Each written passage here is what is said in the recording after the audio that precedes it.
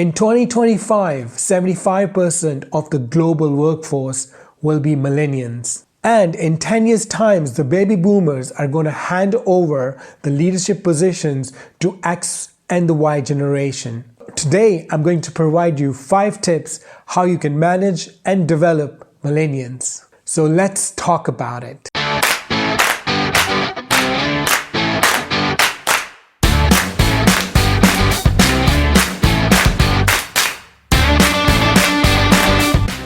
My name is Ali Jamil. Here are 5 tips how you can develop and manage millennials at the workplace. Many organizations are working in developing and cultivating this new generation of leaders.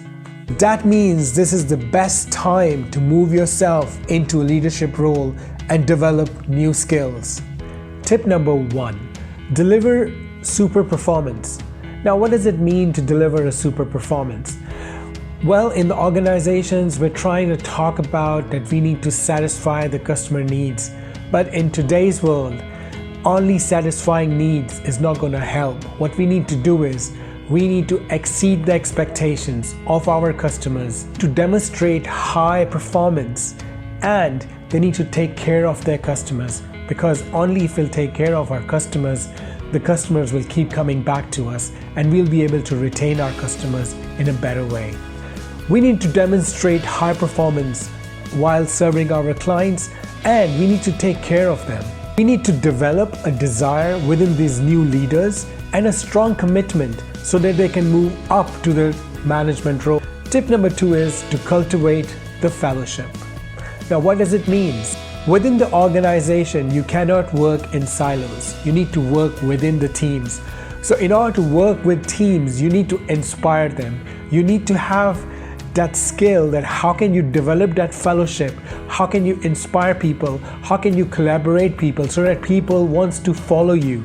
If you want these young leaders to be inspired, you need to develop that fellowship.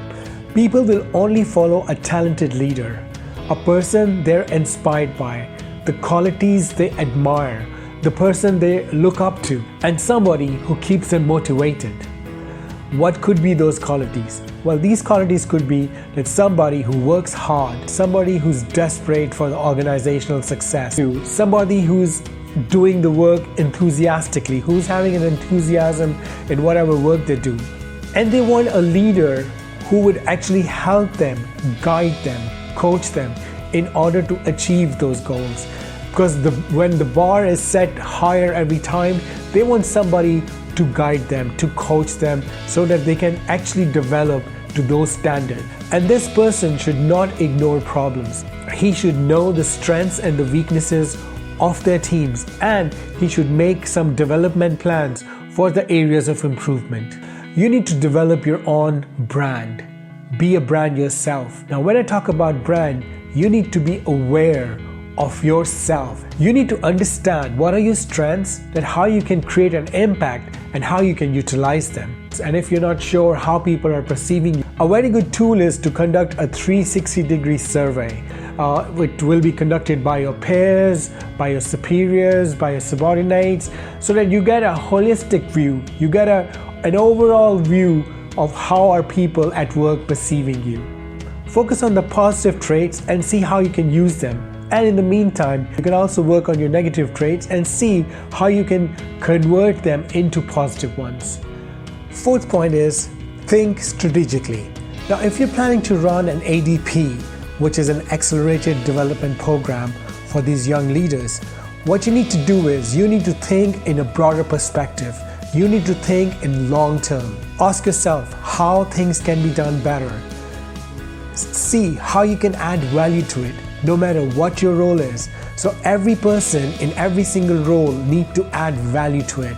They need to see how they can do things better. Now, if you're working in a customer services department and every day you receive 1 million complaints, now, instead of finding solution for every single complaint, what you can do is you can combine all the complaints together and try to find the root cause, that what is actually causing this problem.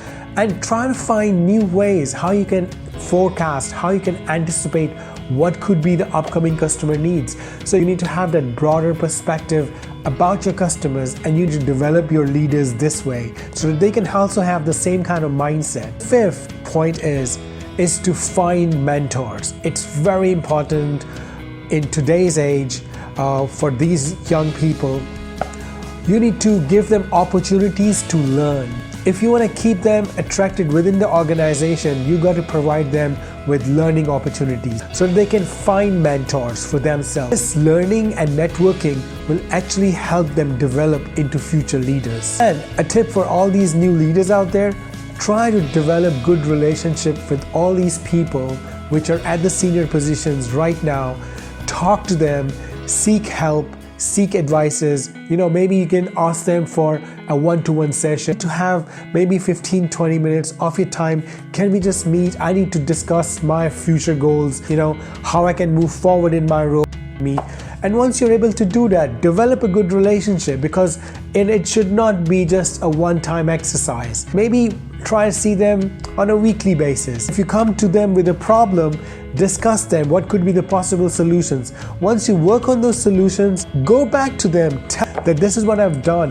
What should be my next move? So ask questions. This will help you develop more, and it will help you learn more. And if you're really serious to move into a leadership role, be hungry. Embrace this experience, and do not be passive about it, because if you'll be passive, you'll be left behind, because this is going to help you develop into a better leader. And if you have further questions, please write down in the comments below so that we can address them in the upcoming videos.